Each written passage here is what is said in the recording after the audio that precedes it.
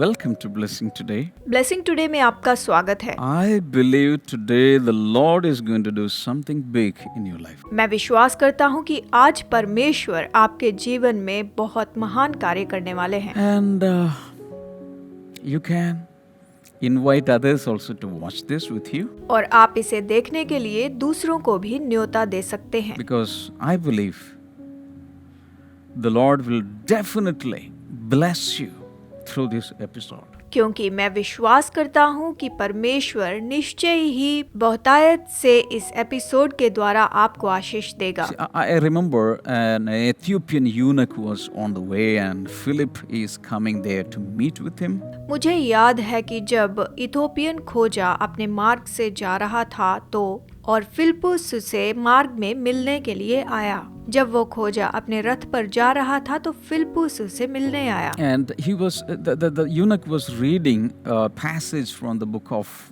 Isaiah. और वो खोजा अपने रथ में यशायाह नबी की किताब पढ़ रहा था। He was not understanding anything at all. और वो उसे समझ नहीं रहा था। But when Philip came there and interpreted it, he got the idea of what the prophet was saying, and he got baptized and he went back to his country Ethiopia. जब फिलिप्पुस ने उसे उसका अर्थ समझाया तब उसने जाना कि परमेश्वर ने क्या कहा है और फिर वो बपतिस्मा लेता है और अपने देश वापस जाता है। So when somebody interprets this in the Holy Spirit, we receive the revelation. जब कोई पवित्र आत्मा में इसका अर्थ बताता है तब हमें प्रकाशन मिलता है, तब हम इसे अच्छे से समझ सकते हैं। All right, you keep on sending your comments after the live is over. तो ठीक है, अभी इस समय आप हमें अपने कमेंट्स भेज सकते हैं। Over to the praise and worship team. तो आइए इस समय हम प्रेज एंड वर्शिप टीम के साथ जुड़ते हैं।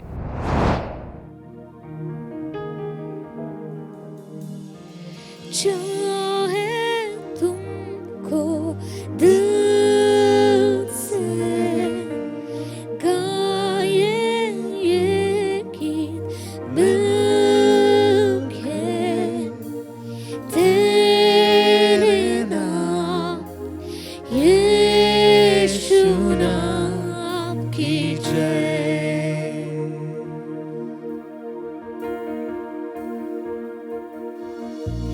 जिस नाम में है जिंदगी वो नाम में यीशु मसीह। जिस नाम में है बंदगी वो नाम है यीशु मसीह। यीशु नाम यीशु नाम यीशु नाम यीशु नाम यीशु नाम यीशु नाम की जय। यीशु नाम यीशु नाम यीशु नाम यीशु नाम यीशु नाम यीशु नाम की जय। जिस नाम में है जिंदगी वो नाम है यीशु मसीह। जिस नाम में है बंदगी वो नाम है यीशु मसीह। यीशु नाम यीशु नाम यीशु नाम यीशु नाम यीशु नाम यीशु नाम की जय। यीशु नाम यीशु नाम यीशु नाम यीशु नाम यीशु नाम यीशु नाम की जय।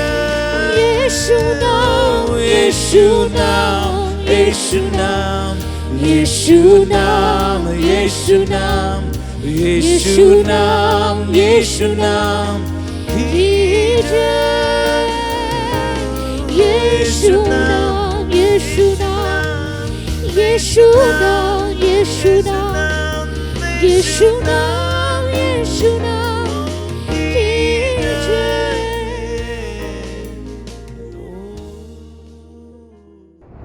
All right, continuing with the names and titles of our Lord Jesus. तो आइए अभी हम प्रभु यीशु के नाम और शीर्षकों को देखते हैं। चलिए देखते हैं।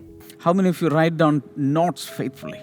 कितने लोगों ने ईमानदारी से नोट्स लिखे हैं? And if you are systematically writing down notes, and if you have all the list so far, put it in the comment box, in the chat box.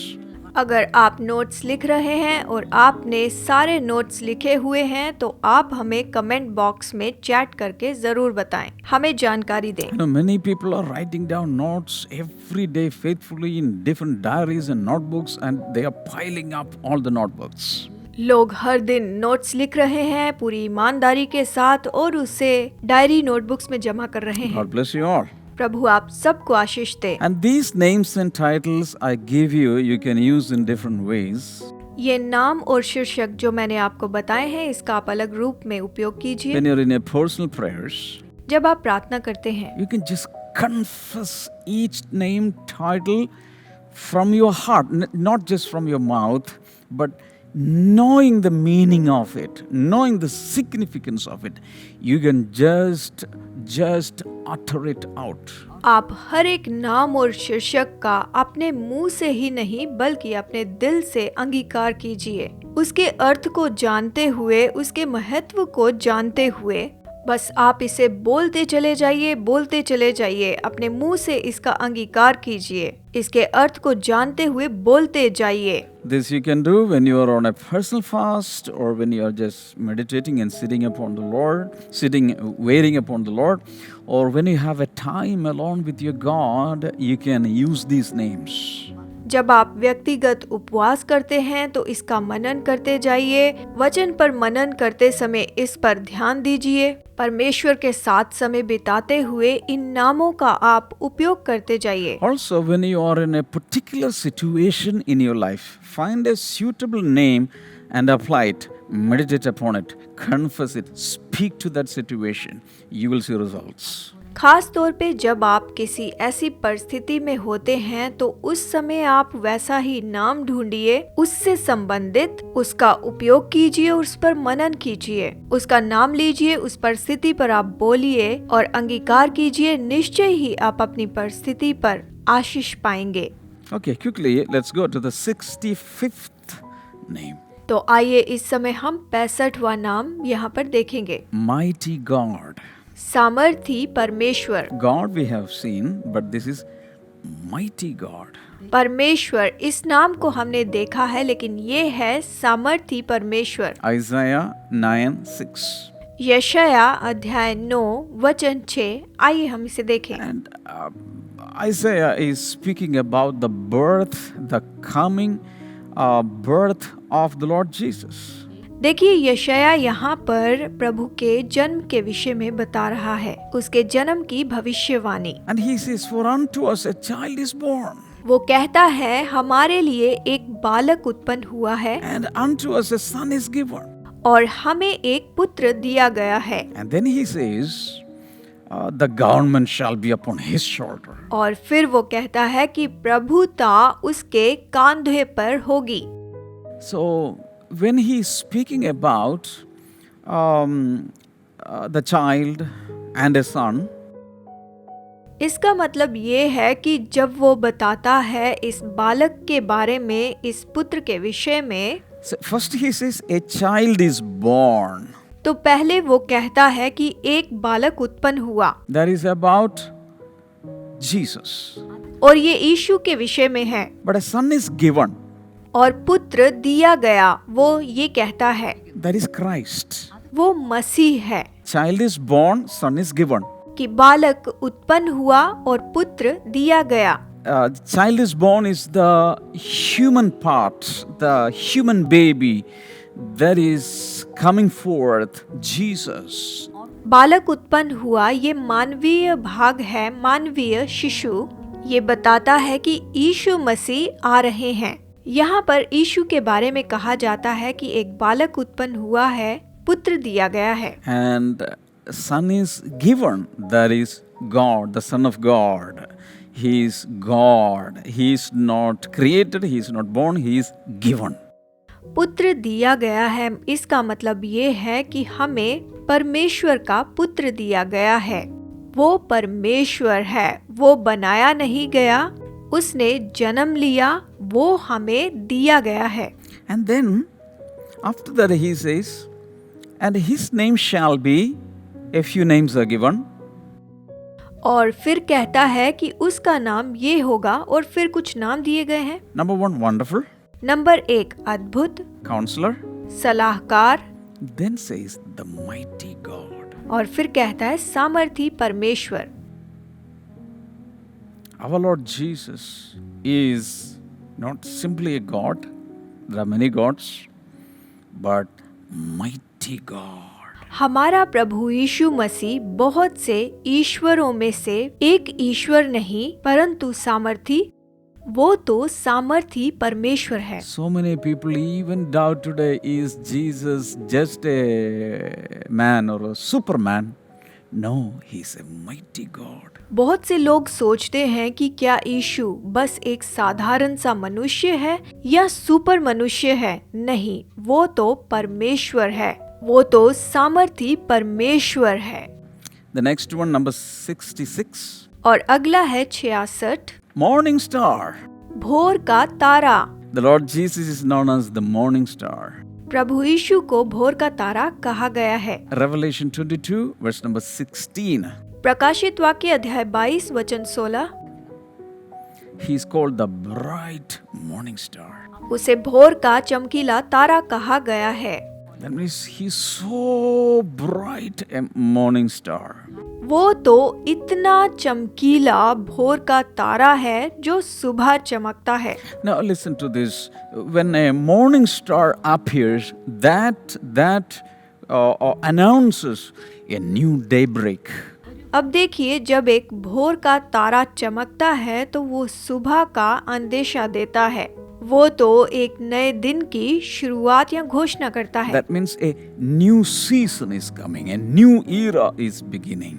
मतलब एक नया समय आ रहा है, नई ऋतु आ रही है, नया युग शुरू हो रहा है। When he appeared last time, देखिए, जब वो पिछली बार प्रकट हुआ था, जब आया था, that started a new era.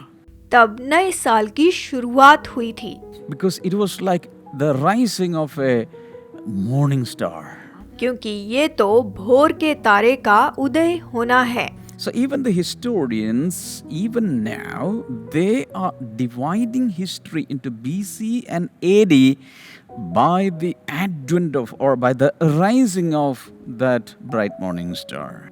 देखिए, अभी भी इतिहास को ईसवी सन पूर्व और ईसवी सन में बांट देते हैं, उस भोर के तारे के तेजोमय के उदय होने के द्वारा। So again, this bright morning star is going to rise. देखिए, फिर से एक बार ये चमकीला भोर का तारा उदय होगा। Meaning he is going to come again. मतलब वो वापस आएगा। That will be the start of another era. और तब एक बार फिर से नए युग की शुरुआत होगी। So he is the bright morning star. तो वो भोर का चमकीला तारा है। And he can brighten your life. और वो आपके जीवन को ज्योतिमय बना सकता है। And he can brighten the history. इतिहास को ज्योतिमय बना सकता है। He can brighten humanity. वो मानवता को तेजोमय कर सकता है। Shout hallelujah. कहें हालेलुया। Number 67. और फिर है 67, He is called Nazarene. उसे नासरी कहा गया है। Matthew 2:23. मत्ती अध्याय 2 वचन 23। And when Jesus was born in Bethlehem, जब यीशु का जन्म बेथलेहम में हुआ, and after some time he was brought to Egypt, कुछ समय के बाद उसे मिस्र में जब लाया गया, and he came back to Nazareth. और फिर वो नासरत में वापस आया, And there in Nazareth he started growing. और फिर नासरत में वो पला बढ़ा। So from his boyhood days, Jesus was living in a particular place called Nazareth till he was 30 years. इसका मतलब कि यीशु अपने बचपन से लेकर 30 साल की उम्र तक नासरत में ही रहा। So in the Old Testament, the prophets are already prophesied that he will be called a Nazarene. पुराने नियम में भविष्यवक्ताओं ने भविष्यवाणी की थी कि वो नासरी होगा, वो नासरत से होगा। That is because he was living in that place called Nazareth. क्योंकि वो नासरत नाम की जगह पर रहता था, नासरत में रहता था। And Nazareth was a very, very small place. और नासरत तो एक बहुत ही छोटी सी जगह थी। In those days, a small village or a small town means 100 people or maybe 200 people or 300 people. उन दिनों में एक छोटा सा गांव जहां पर 100 लोग या 200 लोग या फिर 300 लोग रहते होंगे। Small places. छोटी छोटी जगह। So Nazareth was a very unimportant, insignificant place. तो नासरत एक बहुत ही महत्वहीन जगह थी, ऐसी जगह जिसका कोई भी महत्व ही नहीं था। And people even used to scorn at that place. और लोग उस जगह का मजाक उड़ाते थे। That's when Nathanael asked, will any good thing come from Nazareth? इसलिए नथानियल ने पूछा कि क्या नासरत से कभी कोई अच्छी चीज आएगी? But Jesus was the good thing that came out of Nazareth. लेकिन देखिए, यीशु वो इतनी अच्छी चीज है जो नासरत से आया, वो नासरत से ही आया था। Today, Nazareth is world famous. और देखिए, आज नासरत तो पूरी दुनिया में विख्यात है। Lot of people are visiting that place. बहुत से लोग वहाँ जाते हैं। Even today, when people cast out demons, they say, in the name of Jesus Christ of Nazareth, come out. उन दिनों में जब लोग दुष्ट आत्माएं निकालते थे तो वो इस तरह कहते थे कि यीशु मसीह नासरी के नाम से दुष्ट आत्मा निकल जा। And so he was called Nazarene. तो इसीलिए उसे नासरी कहा गया है। Coming to 68, तो आइए 68वां देखते हैं। only begotten son. परमेश्वर का इकलौता पुत्र। Jesus is known as the only begotten son. यीशु को इकलौते पुत्र के रूप में जाना गया है। John 1:18. यूहन्ना 1:18 कहता है। Not only there, in many other places, this title is given, only begotten son.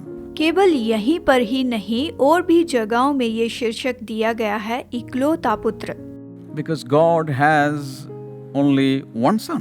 क्योंकि परमेश्वर का एक ही पुत्र है। And as I always say, never think about this physically or biologically. जैसे मैं हमेशा कहता हूँ कि उसे शारीरिक या फिर बायोलॉजिकल तरीके से बिल्कुल ना देखें। I will explain about the sonship of God later. मैं आपको परमेश्वर के पुत्र होने के बारे में, इसके बारे में बाद में समझाऊंगा। I will in detail, after the names and titles are handled, I will teach you in detail. इन नामों और शीर्षकों के बारे में बताने के बाद मैं आपको विस्तार से बताऊंगा। What is the real concept behind the Son of God? परमेश्वर के पुत्र के असली विचार के बारे में मैं आपको बाद में बताऊंगा। Not in the perspective of man, but in the perspective of God and the scriptures. मनुष्य के दृष्टिकोण से नहीं, ये परमेश्वर और वचन का दृष्टिकोण होगा। So Jesus is known as the only begotten son. तो यीशु को इकलौते पुत्र के रूप में जाना गया है। So in that scripture it says, no man has seen God at any time. इस वचन में वो कहता है कि परमेश्वर को किसी ने भी नहीं देखा है। But the only begotten son, which is in the bosom of the Father, he has declared him. देखिए, जो इकलौता पुत्र उसकी गोद में है, उसे उसने प्रकट किया। Hallelujah. Hallelujah. Number 69, number 69वां, Passover lamb. फसह का मेमना। 1 Corinthians chapter 5 verse number 7. पहला कुरिन्थियों अध्याय 5 वचन 7। This is so meaningful a name. ये तो एक बहुत ही अर्थपूर्ण नाम है। Here Paul says our Passover lamb has been sacrificed. पौलुस कहता है हमारा फसह का मेमना बलिदान हुआ है। So, prior to that, maybe so many centuries, they were sacrificing Passover lamb every year in every Jewish home. देखिए, इसके पहले हर एक यहूदी घर में हर साल वो फसह का मेमना बलिदान किया करते थे, वो उसे बलि करते थे। But that was all a shadow of the real Lamb of God coming down and get sacrificed. लेकिन देखिए, ये तो केवल एक परछाई ही थी कि परमेश्वर का मेमना नीचे आएगा और बलिदान किया जाएगा। Now Paul says our Passover lamb has been sacrificed. अब पौलुस कहता है कि हमारा फसह का मेमना बलिदान हुआ है। And that shows no more sacrifices needed. अब वो बताता है कि बलिदान की जरूरत नहीं है, No more sacrifices. यानी का बलिदान नहीं, No more human sacrifices. किसी भी मनुष्य का बलिदान नहीं, No more child sacrifices. किसी बच्चे का बलिदान नहीं, No more sacrifices at all. अभी कोई बलिदान नहीं होगा, Because our Passover lamb has been sacrificed. क्योंकि हमारा फसह का मेमना बलिदान हो चुका है। So when Jesus came into this world, he came as a Passover lamb.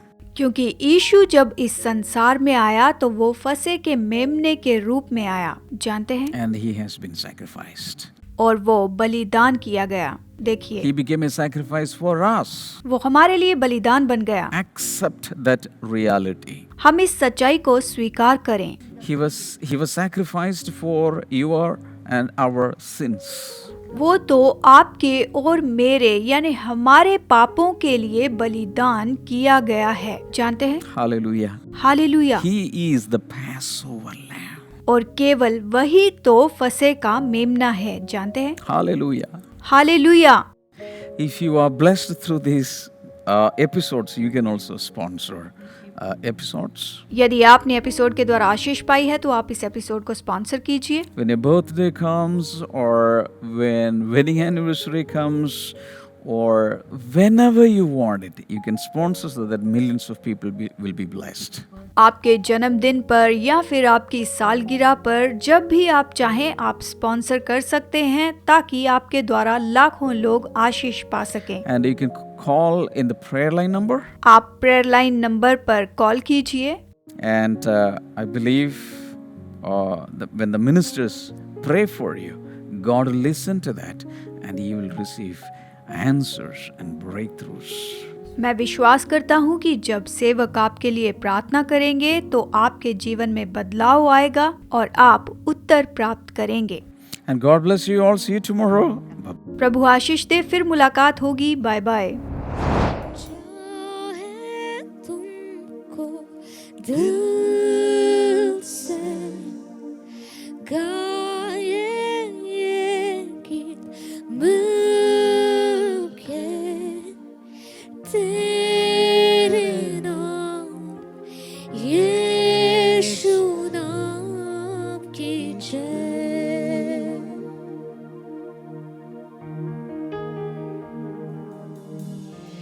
चाहे तुमको दिल से गाए ये गीत मिलके, तेरे नाम यीशु नाम की जय।